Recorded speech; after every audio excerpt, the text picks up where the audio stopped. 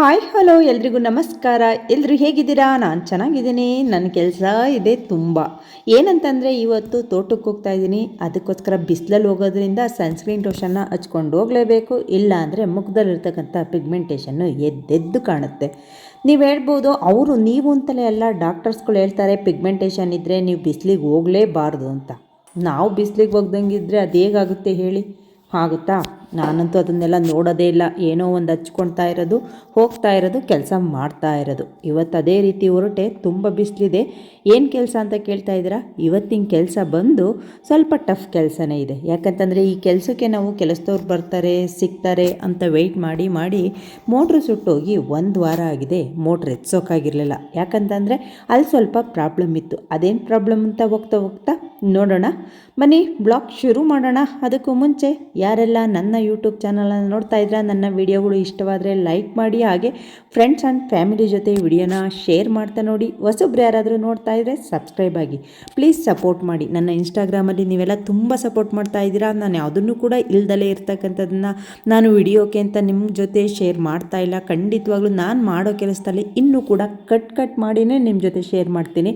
ಯಾಕಂತಂದರೆ ಇವರೆಲ್ಲ ವಿಡಿಯೋಕ್ಕೆ ಮಾಡ್ತಾರೆ ಅಂತ ನೀವು ಅಂದ್ಕೊಬಾರ್ದು ಅಂತ. ನಾನಂತೂ ದಿನವಿಡೀ ಬ್ಯುಸಿಯಾಗಿರ್ತೀನಿ. ನಾನು ಹಗಲತ್ತು ಮಲಗೋದು ಅಂದರೆ ನನಗೆ ಇಷ್ಟ ಆಗೋದಿಲ್ಲ. ಮನೆ ಕೆಲಸ, ತೋಟದ ಕೆಲಸ ಯಾವುದೇ ಇದ್ದರೂ ಕೂಡ. ಫೈನಲ್ ಆಗಿ ಇವಾಗ ರೆಡಿಯಾಗಿ ಕೊಡ್ತಾ ಇದ್ದೀನಿ. ಏನಕ್ಕೆ ಅಂತ ಇವಾಗ ಹೇಳ್ತೀನಿ ನೋಡಿ. ನಾನು ರೆಡಿಯಾಗಿ ಫಸ್ಟ್ ಹೋಗಿದ್ದು ರೇಖಾ ಅವ್ರ ಗೋಡನ್ ಹತ್ರ. ಯಾಕಂತಂದರೆ ಅಲ್ಲಿ ಇವಾಗ ಮರ ಕುಯ್ಯೋ ಮಿಷಿನ್ ಇದೆ. ನೀವು ಮರ ಕುಯ್ಯೋ ಮಿಷಿನ್ ಅಂದರೆ ಏನು ದೊಡ್ಡ ಗರಗಸ ಆ ಥರ ಮಿಷಿನಲ್ಲಿ ಇವ್ರೇನು ಮಾಡ್ತಾರೆ ಅಂತ ಎಲ್ಲ ಅಂದ್ಕೊಳಕ್ಕೆ ಹೋಗಬೇಡಿ. ಎಲ್ಲ ದೊಡ್ಡ ಮಿಷಿನ್ಗಳು ಹೋಗಿದ್ದು ಎಲ್ಲ ಸ್ವಂತದ ಕೆಲಸದ ಅವ್ರವರೇ ಮಾಡ್ಕೊಳಂಗೆ ಎಲ್ಲ ಸಿಂಪಲ್ಲಾಗಿ ಕೆಲಸ ಈಸಿ ಆಗಂತ ಮಿಷಿನರಿಗಳು ಬಂದಿದ್ದಾವೆ ನೋಡಿ. ಮರ ಕಟ್ ಮಾಡೋ ಮಿಷಿನ್ನು ಇಷ್ಟು ಸಿಂಪಲ್ ಆಗಿರುತ್ತೆ ಅಂತ ನೀವು ಅಂದ್ಕೊಂಡಿದ್ರಾ? ಎಷ್ಟು ಸಿಂಪಲ್ ಆಗಿದೆ. ಇದನ್ನು ನಾನು ತೊಗೊಂಡು ಎಲ್ಲಿಗೆ ಹೋಗ್ತಾ ಇದ್ದೀನಿ ಗೊತ್ತಾ? ನಮ್ಮ ತೋಟದ ಹತ್ರ. ಯಾಕಂತಂದರೆ ನಮ್ಮ ಬೋರು ಅಂದರೆ ನಮ್ಮ ಮೋಟ್ರು ಕೆಟ್ಟೋಗಿ 8 ದಿನ ಆಗಿದೆ. ಆ ಮೋಟ್ರನ್ನ ಎತ್ಸೋಕೆ ಅಲ್ಲಿ ಹತ್ರ ಹೋಗೋದಕ್ಕೆ ಜೀಪು ಮಳೆಗಾಲದಲ್ಲಿ ನೀರು ಹರಿಯೋದಕ್ಕೆ ಅಂತೇಳಿ ಪಕ್ಕದಲ್ಲೇ ಒಂದು ದೊಡ್ಡದಾಗಿ ಕಡಗನ್ನು ತೆಗೆದಿರ್ತಾರೆ. ಆ ಜೀಪಲ್ಲಿ ಹತ್ರ ಹೋಗೋದಿಲ್ಲ. ಅದಕ್ಕೋಸ್ಕರ ಈ ಮಿಷಿನ್ ತೊಗೊಂಡೋಗಿ ಆ ಜಾಗನ ಫಿಲ್ ಮಾಡಬೇಕಿತ್ತು. ಇದೊಂದು ಚಿಕ್ಕ ಕೆಲಸ ಅಷ್ಟೇ. ಈ ಕೆಲಸಕ್ಕೆ ಯಾರು ಕೆಲಸದವ್ರು ಸಿಗ್ತಿರಲ್ಲ. ಅದಕ್ಕೋಸ್ಕರ ತೊಗೊಂಡು ಹೋದ್ವಿ. ನಾವು ಹೋಗಿ ಆ ಮಿಷಿನನ್ನು ಸ್ಟಾರ್ಟ್ ಮಾಡೋದಕ್ಕೂ ಮುಂಚೆನೇ ಅಲ್ಲಿ ಗಾಳಿಗೆ ಮಳೆಗೆ ಎಲ್ಲ ಬಿದ್ದಿರ್ತಕ್ಕಂಥ ಮರಗಳೆಲ್ಲ ಸ್ವಲ್ಪ ಇದ್ದು ಅವನ್ನ ಸ್ವಲ್ಪ ಫಿಲ್ ಮಾಡಿಬಿಡೋಣ. ಆಮೇಲೆ ಇನ್ನೆಷ್ಟು ಬೇಕೋ ಅಷ್ಟು ಉಳಿದಿರ್ತಕ್ಕಂಥವನ್ನ ಕಟ್ ಮಾಡಿಕೊಂಡ್ರೆ ಆಯಿತು ಅಂತ ಹೇಳಿ ನಾನು ನಮ್ಮ ಮನೆಯವರು ಕೆಲಸ ಶುರು ಮಾಡಿದ್ವಿ. ಅಲ್ಲಿ ಪಕ್ಕದ ತೋಟದಲ್ಲಿ ಅಡಿಕೆಕಾಯಿನ ಕೀಳ್ತಾ ಇದ್ರು. ಅಂದರೆ ಇವರು ನಮ್ಮದಕ್ಕೂ ಕೂಡ ಅಡಿಕೆಕಾಯಿ ಕೀಳೋದಕ್ಕೆ ಇವರೇ ಬರ್ತಾರೆ. ನಾವೇ ಆಗ್ತಾ ಇದ್ವಲ್ಲ, ಅದರಿಂದ ಅವರು ಅಲ್ಲಿ ಬಿದ್ದಿರ್ತಕ್ಕಂಥವನ್ನ ತೊಗೊಂಬರೋದಕ್ಕೆ ಸ್ವಲ್ಪ ಹೊತ್ತು ಟೈಮ್ ಇತ್ತು ಅವ್ರಿಗೆ. ತಿಂಡಿ ತಿಂದು ರೆಸ್ಟ್ ಮಾಡ್ತಿದ್ರು ಅಂತ ಅನಿಸುತ್ತೆ. ನಾನು ಹೋಗಿದ್ನಲ್ಲ, ಅದಕ್ಕೋಸ್ಕರ ನಾನು ಇಟ್ಕೊತೀನಿ ಅಂತ ಹೇಳಿ ಅವ್ರು 1-2 ನಮ್ಮ ಜೊತೆ ಹೆಲ್ಪ್ ಮಾಡಿದ್ರು. ನಮಗೆ ಅಲ್ಲಿ ಗೊತ್ತಿರೋರು ಆಗಿರೋದ್ರಿಂದ ಆ 1-2 ಅವ್ರು ತೊಗೊಂಬಂದು ಹಾಕಿದ ಮೇಲೆ ಇನ್ನು ಉಳಿದಿರ್ತಕ್ಕಂಥವನ್ನ ನಾವು ಕಟ್ ಮಾಡೋಣ ಅಂತೇಳಿ ಅಂದ್ಕೊಂಡ್ವಿ. ನೀವು ಅಂದ್ಕೊಬೋದು ಇದು ಯಾವುದು ಬೋರು ಅಂತ. ಅಂದರೆ ಇದು ನಮ್ಮ ಜಮೀನಲ್ಲಿರ್ತಕ್ಕಂಥ ಬೋರಲ್ಲ. ನಮ್ಮ ಮನೆಯವರ ಚಿಕ್ಕಪ್ಪ ಅವ್ರ ಜಮೀನಲ್ಲಿ ನಾವಿಲ್ಲಿ 25 ವರ್ಷದಿಂದ ನನ್ನ ಮದುವೆ ಆಗೋದಕ್ಕೂ ಮುಂಚೆನೇ ಇವ್ರ ಜಮೀನಲ್ಲಿ ಇವರೇ ಬೋರ್ ಕೊರೆಸಿದ್ರು. ಅಂದರೆ ನಮ್ಮ ಮನೆಯವರು ಅವ್ರ ಜಾಗಕ್ಕೆ ಕೊರೆಸ್ಕೊಂಡಿದ್ರು. ಯಾಕಂತಂದರೆ ನಮ್ಮ ಜಮೀನಲ್ಲಿ ಸ್ವಲ್ಪ ನೀರು ಸಿಗ್ತಿರ್ಲಿಲ್ಲ. ಒಂದಷ್ಟು ಬೋರ್ಗಳು ಫೇಲ್ ಆಗ್ತಾಯಿದ್ದು. ಕೊರೆದು ಬೇಜಾರಾದಾಗ ಇಲ್ಲಿ ಕೊರ್ಕೊಂಡಿದ್ರೆ ನೀರು ಸಿಕ್ಕಿದ್ರೆ ಆಯಿತು, ಇಲ್ಲೊಂದು ಸತಿ ನೋಡಿ ಅಂತೇಳಿ ಅವ್ರ ಚಿಕ್ಕಪ್ಪ ಅವ್ರ ಜಾಗ ಕೊಟ್ಟಿದ್ರು. ಅಲ್ಲೇ ಬೋರ್ ಕೊರೆದಿದ್ರು. ಈ ಕಳೆದ 4 ತಿಂಗಳಿಂದ ನಮ್ಮ ಜಮೀನಲ್ಲಿ ಬೋರ್ ಕೊರೆದಿದ್ದು ಆಲ್ರೆಡಿ ನಿಮ್ಮ ಜೊತೆ ಶೇರ್ ಮಾಡ್ಕೊಂಡಿದ್ನಲ್ಲ. ಇವಾಗ ಈ ಮೋಟ್ರು ಸುಟ್ಟೋಗಿದೆ. ರಿಪೇರಿ ಮಾಡಿಸಿ ನಮ್ಮ ಬೋರ್ಗೆ ಬಿಟ್ಕೊಂಬಿಡೋಣ. ಇಷ್ಟು ದಿನ ಮಳೆಗಾಲ ಇತ್ತು. ಬೋರ್ ಕಡೆ ಯಾವುದು ಕೂಡ ನಾವು ಅಂದರೆ ಆಸಕ್ತಿ ತೋರಿಸೋದಕ್ಕೆ ಟೈಮ್ ಸಿಕ್ಕಿರಲಿಲ್ಲ. ಆಮೇಲೆ ನೀರು ಕೂಡ ಅಷ್ಟು ಬೇಕು ಅಂತ ಅನ್ನಿಸ್ತಿರ್ಲಿಲ್ಲ. ಇನ್ನು ಬೇಸಿಗೆ ಕಾಲ ಶುರುವಾಗ್ತಿದೆ. ಈಗ ನೀರು ಜಾಸ್ತಿ ಬೇಕಾಗುತ್ತೆ. ಈಗೊಂದು ಇದನ್ನು ಮಾಡ್ಕೊಳ್ಳೋಣ ಅಂತ ಹೇಳಿ ಈ ಬೋರು ನೋಡಿ ಈ ರೀತಿ ಕಡಗಿದೆ. ಈಗ ಇದನ್ನು ನಾವು ಫಿಲ್ ಮಾಡಬೇಕು. ಅದಕ್ಕೋಸ್ಕರ ಆ ಮಿಷಿನ್ನ ಸ್ಟಾರ್ಟ್ ಮಾಡೋಕ್ಕೆ ಹೋದರೆ ನಮ್ಮ ಮನೆಯವರು ಅಪರೂಪಕ್ಕೆ ಸ್ಟಾರ್ಟ್ ಮಾಡ್ತಿದ್ದು. ಅಂದರೆ ಅವ್ರಿಗೆ ಗೊತ್ತಿರಲಿಲ್ಲವಲ್ಲ, ಅದರಿಂದ ಸ್ಟಾರ್ಟ್ ಆಗಲಿಲ್ಲ ಅಂತ ಅಲ್ಲೇ ಇರ್ತಕ್ಕಂಥವ್ರನ್ನ ಕರೆದು ಕೂಡ ಟ್ರೈ ಮಾಡ್ದು. ಆದರೆ ಅಲ್ಲಿ ವೇಸ್ಟ್ ಆಯಿಲ್ ಆಗ್ತಕ್ಕಂಥ ಜಾಗದಲ್ಲಿ ಆಯಿಲ್ ಕ್ಲೋಸ್ ಆಗಿತ್ತು. ಆ ಆಯಿಲ್ನ ತೊಗೊಂಬಂದು ನಾವು ಮಿಷಿನ್ನ ಸ್ಟಾರ್ಟ್ ಮಾಡಿ ನಮ್ಮನೆಯವರು ಕುಯ್ಯೋದಕ್ಕೆ ಶುರು ಮಾಡಿದ್ರು. ನೀವು ನೋಡ್ತಾ ಇರ್ಬೋದು. ಈ ಕೆಲಸ ಎಲ್ಲ ಸ್ವಲ್ಪ ಹೊತ್ತು ನಮಗೆ ಸ್ಟಾರ್ಟಿಂಗಲ್ಲಿ ಕುಯ್ಯೋಕ್ಕೆ ಶುರು ಮಾಡಿದಾಗ ನಮ್ಮನೆಯವ್ರಿಗೆ ಸ್ವಲ್ಪ ಕಷ್ಟ ಅನ್ನಿಸ್ತಿತ್ತು. ಆಮೇಲೆ ಹೋಗ್ತಾ ತುಂಬ ಈಸಿಯಾಗಿ ಕಟ್ ಮಾಡಿದ್ರು. ಪಟ ಅಂತ ಕಟ್ ಮಾಡಿ ಎಷ್ಟು ನಿಮಿಷಕ್ಕೆ ಆಯಿತು ಗೊತ್ತಾ? ಮೊದಲೆಲ್ಲ ಈಗ ಮಚ್ಚುಕುಡ್ಲು ತಾಂಡು ಕಡಿಬೇಕು ಅಂದರೆ ಒಂದು ಮಧ್ಯಾಹ್ನ ಆಗ್ತಾಯಿತ್ತು ಅಂತ ಅನಿಸುತ್ತೆ. ಮೇ ಬಿ ಫೈನಲ್ ಆಗಿ ನಾವು ಕೂಡ ಎಲ್ಲ ಮರಗಳನ್ನೂ ಕಟ್ ಮಾಡ್ಕೊಂಡು ಬಿಟ್ಕೊಂಡು ಅದಾದಮೇಲೆ ನಾನು ನಮ್ಮ ಮನೆಯವರು ಇಬ್ಬರು ಸೇರಿ ಆ ಜಾಗವನ್ನು ಫಿಲ್ ಮಾಡಿದ್ವಿ. ನಾವು ಮೋಟ್ರು ಕೂಡ ನಾಳೆ ಇದನ್ನೇ ಮೋಟ್ರನ್ನ ರಿಪೇರಿ ಮಾಡಿಸ್ಕೊಂಬಂದು ಅದೇನಾಗಿದೆಯೋ ಗೊತ್ತಿಲ್ಲ, ನಾವು ಕೊರೆಸಿರ್ತಕ್ಕಂಥ ಬೋರ್ಗೆ ಆಗೋದಾದರೆ ಈ ಮೋಟ್ರನ್ನೇ ಬಿಡೋಣ ಅಂತ. ನಾನು ವ್ಲಾಗ್ನ ಇದನ್ನು ಸಿಂಪಲ್ಲಾಗಿ ಮುಗಿಸ್ತೀನಿ, ಯಾಕಂತಂದರೆ ಈಗ ಸ್ವಲ್ಪ ಬ್ಯುಸಿಯಾಗಿದ್ದೀನಿ. ನಾನು ಬೇರೆ ಬೇರೆ ವ್ಲಾಗ್ಗಳೆಲ್ಲ ಇದೆ ನನ್ನ ಇನ್ಸ್ಟಾಗ್ರಾಮಲ್ಲಿ, ನೀವು ನೋಡ್ತಾ ಇರ್ಬೋದು. ಆ ವ್ಲಾಗ್ಗಳನ್ನೆಲ್ಲ ನಾನು ಎಡಿಟ್ ಮಾಡೋದಕ್ಕೂ ಕೂಡ ಟೈಮ್ ಸಿಗ್ತಾ ಇಲ್ಲ. ಅದರಿಂದ ನಾನು ಚಿಕ್ಕದಾಗಿ ವ್ಲಾಗ್ನ ಎಡಿಟ್ ಮಾಡಿ ನಿಮ್ಮ ಜೊತೆ ಶೇರ್ ಮಾಡ್ಕೊತಾ ಇದ್ದೀನಿ. ನೋಡಿ, ಬೇರೆ ಕೆಲಸದವ್ರನ್ನ ಕೂಕೊಂಡ್ರೆ ಎಷ್ಟು ದಿನ ಈ ಕೆಲಸನ ನಾವೇ ಮುಂಚೆನೇ ಮಾಡಿದರೆ ಕೆಲಸ ಇನ್ ಟೈಮ್ಗೆ ಆಗಿರೋದು. ನಾವು ಮಾಡಿದ್ದಂತೂ ತಪ್ಪಲಿಲ್ಲ, ಆದರೆ ಕೆಲಸ ಅಂತೂ ಇನ್ ಟೈಮ್ಗೆ ಆಗಲಿಲ್ಲ. ಏನೇ ಕಷ್ಟ ಆಗಲಿ, ಸ್ವಲ್ಪ ಕಷ್ಟದ ಕೆಲಸ ಅಂತಂದರೂ ಕೂಡ ಯಾವುದನ್ನು ಕೂಡ ಆಗೋಲ್ಲ ಅಂತ ಕೂತ್ಕೊಬಾರ್ದು. ನಮ್ಮ ಕೈಲಿ ಆಗದಲ್ಲೇ ಇರ್ತಕ್ಕಂಥ ಕೆಲಸಗಳು ಬೇರೆ ಇರುತ್ತೆ. ನಮ್ಮ ಮನೆಯವರು ಇದು ನಿನ್ನ ಕೈಲಿ ಆಗಲ್ಲ, ಏನು ಬೇಡ, ಯಾರನ್ನಾದರೂ ಕರಿತೀನಿ ಅಂತ ಇವತ್ತು ಕೂಡ ಅಂದರು. ನಾನು ನೀವು ಆ ರಿಸ್ಕ್ ತೊಗೊಬೇಡಿ, ನನ್ನ ಕೈಲಿ ಏನಾಗುತ್ತೋ ಅದನ್ನು ಮಾಡ್ತೀನಿ, ಬನ್ನಿ, ನಾವು ಕೂಡ ಅವರಂತಲೇ ಮನುಷ್ಯರು, ಅವ್ರಿಗಾಗುತ್ತೆ ಅಂತ ಅಂದಮೇಲೆ ನಮ್ಗೆ ಯಾಕಾಗಲ್ಲ ಅಂತ ನಾನು ಕೇಳಿದ್ದು. ಈಗ ಹೆಣ್ಣಾಳಾಗಲಿ ಗಂಡಾಳಾಗಲಿ, ಹೆಣ್ಣಾಳಂಗೆ ನಾವು ಮನುಷ್ಯರು ತಾನೆ, ಅವ್ರು ಮಾಡ್ತಾರೆ ಅಂದಮೇಲೆ ನಾವು ಮಾಡಬೇಕು ತಾನೆ, ಸ್ವಲ್ಪ ಕಷ್ಟ ಆಗುತ್ತೆ ಅಷ್ಟೇ. ಫೈನಲ್ಲಾಗಿ ಆ ಜಾಗನೆಲ್ಲ ಫಿಲ್ ಮಾಡಿ ಒಂದು ಅರ್ಧ ಗಂಟೆ ರೆಸ್ಟ್ ಮಾಡಿದ್ವಿ ಕೂತ್ಕೊಂಡು, ಯಾಕಂದರೆ ಗ್ರೀನ್ರಿ ಎಲ್ಲ ಚೆನ್ನಾಗಿತ್ತು ಅಂತ ಹೇಳಿ. ಅದಾದಮೇಲೆ ಇವಾಗ ಆಯಿತು ಕೆಲಸ.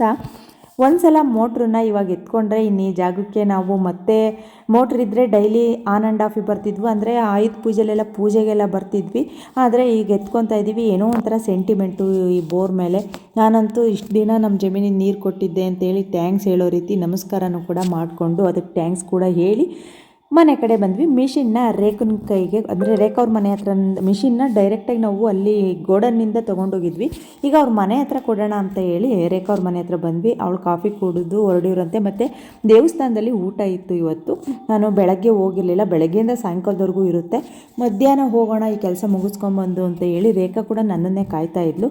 ಮನೆ ಹತ್ರ ಹೋಗಿ ಸ್ನಾನ ಮುಗಿಸ್ಕೊಂಡು ರೆಡಿಯಾಗಿ ಬರ್ತೀನಿ ಅಂತ ಅಂದೆ. ಕಾಫಿ ಕುಡಿದು ಮನೆ ಹತ್ರ ಬಂದ್ವಿ. ಮನೆ ಹತ್ರ ಬಂದು ಸ್ನಾನ ಮಾಡಿ ಪೂಜೆ ಮುಗಿಸಿ ರೆಡಿಯಾಗಿ ಇವಾಗ ದೇವಸ್ಥಾನದ ಹತ್ರ ಹೋಗೋಣ ಅಂತ ಹೊರಟ್ವಿ.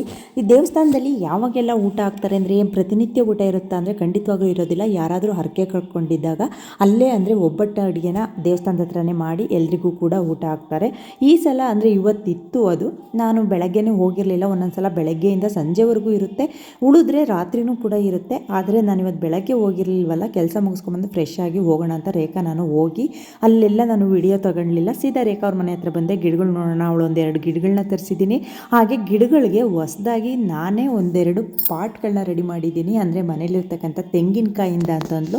ಹೌದಾ ಅಂತಂದರೆ ನನಗೆ ಮೊದಲೇ ಗಿಡಗಳು ಅಂದರೆ ನಮ್ಮೆಲ್ಲರಿಗೂ ಕೂಡ ಇಷ್ಟ ಅಲ್ವಾ. ಮತ್ತು ಪಾಟ್ ಹೇಗೆ ರೆಡಿ ಮಾಡಿದ್ದಾಳೆ ತೆಂಗಿನಕಾಯಿಲಿ ಅಂತ ನೋಡೋಣ ಅಂತ ಮನೆ ಹತ್ರ ಬಂದೆ. ನೋಡಿ, ಈ ರೀತಿಯಾಗಿ ಇಲ್ಲಿ ಹ್ಯಾಂಗ್ ಮಾಡಿದ್ದಾಳಲ್ಲ, ತೆಂಗಿನಕಾಯಿನ ಕುಯ್ದು ಅದರೊಳಗಿರ್ತಕ್ಕಂಥ ಕಾಯಿನ ತೊಕ್ಕೊಂಡು ಅದರೊಳಗಡೆ ನೀರು ಹಾಕಿ ಮನಿ ಪ್ಲ್ಯಾಂಟನ್ನು ಇಟ್ಟಿದ್ದಾಳೆ. ಮಣ್ಣು ಬೇಕಿದ್ರೂ ಹಾಕ್ಬೋದು, ನೀರು ಬೇಕಿದ್ರೂ ಹಾಕ್ಬೋದು, ನೀವು ನೋಡ್ತಾ ಇರ್ಬೋದು. ಮತ್ತು ಅವಳು ಹಾಕೋದಕ್ಕೆ ಹ್ಯಾಂಗರ್ನು ಕೂಡ ಅವಳೇ ರೆಡಿ ಮಾಡಿದ್ದಾಳೆ.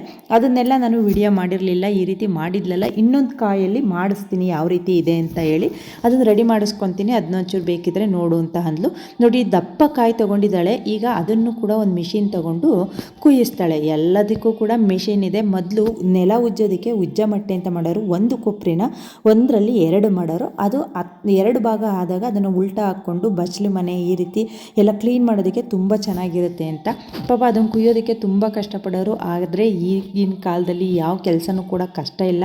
ನಾವು ಅದನ್ನು ಮಾಡೋದಕ್ಕೆ ಕೂಡ ಸ್ವಲ್ಪ ಬೇಜಾರು ಮಾಡ್ಕೊತೀವಿ. ಮೊದಲೆಲ್ಲ ಸೌದೆ ಹೊತ್ಕೊಂಡು, ಮೊದಲೆಲ್ಲ ಅಂತಲ್ಲ, ಖಂಡಿತವಾಗ್ಲೂ ನನಗೇನು ಬೇಜಾರಿಲ್ಲ. ನಾವು ತಲೆ ಮೇಲೆ ಸೌದೆ ಹೊತ್ತು ಆ ಎಡಮಟ್ಟೆ ಕಟ್ ಮಾಡಿ ಒಲೆ ಪಕ್ಕ ಜೋಡಿಸ್ಕೊಂಡು, ಒಲೆ ಮಳೆಗಾಲ ಬಂದರೆ ಒಲೆ ಮೇಲೆಲ್ಲ ಜೋಡಿಸ್ಕೊಂಡು ಒಲೆ ಹಚ್ಚಿ ಅಡುಗೆ ಮಾಡಿದ್ದು. ನನ್ನ ಮದುವೆ ಆಗಿ 10 ವರ್ಷದವರೆಗೂ ನಾನು ಒಲೆಯಲ್ಲೇ ಅಡುಗೆ ಮಾಡಿದ್ದೀನಿ. ನನ್ನ ತವ್ರ ಮನೇಲೂ ಕೂಡ ಒಲೆಯಲ್ಲಿ ಅಡುಗೆ ಮಾಡಿದ್ದೀವಿ. ಅದ್ರಾಗೇನು ಬೇಜಾರಿಲ್ಲ. ಇವಾಗಂತೂ ಖುಷಿ ಪಡಬೇಕು. ಒಲೆಯಲ್ಲಿ ಅಡುಗೆ ಮಾಡಬೇಕು ಅಂದರೆ ಇವಾಗ ಮಾಡ್ತೀನಿ ಅಂದರೂ ಕೂಡ ಆಪ್ಷನ್ನೇ ಇಲ್ಲ. ಯಾವುದು ಕೂಡ ಕೀಳಲ್ಲ ಇಲ್ಲಿ. ಆರೋಗ್ಯವಾಗಿರಿವು. ಅವಾಗ ಇತ್ತೀಚಿನ ದಿನಗಳಲ್ಲಿ ಕೆಲಸನೂ ಸುಲಭ ಮಾಡ್ಕೊಂಡು ಆರೋಗ್ಯನೂ ಕೂಡ ಕಳ್ಕೊಂಡಿದ್ದೀವಿ ಅಷ್ಟೇ. ಯಾಕೆ ಅಂತಂದರೆ ಬೇರೆಯವರು ಹೇಗಿರ್ತಾರೋ ನಾವು ಕೂಡ ಅದೇ ರೀತಿ ಇರಬೇಕಾಗುತ್ತೆ. ಅದಕ್ಕೋಸ್ಕರ ಫೈನಲ್ಲಾಗಿ ಪಾಟ್ ಅಂತೂ ರೆಡಿ ಆಯಿತು. ಇದರೊಳಗಡೆ ಇರ್ತಕ್ಕಂಥ ಕಾಯಿನ ತೆಗೆದು ಅದಕ್ಕೆ ಪೇಂಟ್ ಕೂಡ ಮಾಡ್ತೀನಿ ಅಂತ ಇದ್ಲು. ಪೇಂಟೆಲ್ಲ ಅವಳು ಏನಾದರೂ ಮಾಡಿದ್ರೆ, ಹ್ಯಾಂಗರ್ ಮಾಡೋದು, ಪೇಂಟ್ ಮಾಡೋದು, ಅದನ್ನೆಲ್ಲ ನಾನು ಯಾವಾಗಲಾದ್ರು ಇನ್ನೊಂದು ಸಲ ಶೇರ್ ಮಾಡ್ಕೊತೀನಿ. ಸದ್ಯಕ್ಕೆ ಈ ರೀತಿಯಾಗಿ ಪಾಟ್ ರೆಡಿಯಾಗಿದೆ ಅಷ್ಟೇ. ಈ ವ್ಲಾಗ್ನ ಇಲ್ಲಿಗೆ ಮುಗಿಸ್ತಾ ಇದ್ದೀನಿ. ನಗಿಸ್ತಾ ಇರಿ.